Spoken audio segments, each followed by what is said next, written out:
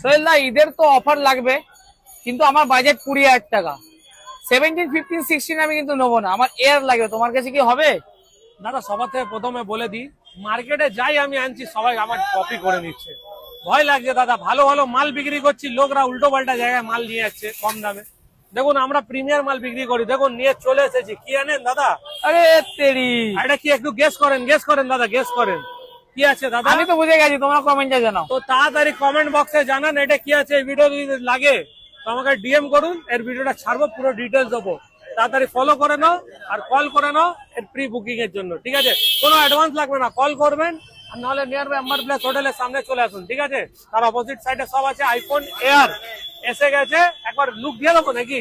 এটা লুক দিয়ে দাও, একটা তো দেখিয়ে দাও, অন্তত একটা তো দেখাতেই ঠিক হবে। আছে, একটা তাহলে দেখিয়ে দিই নাকি?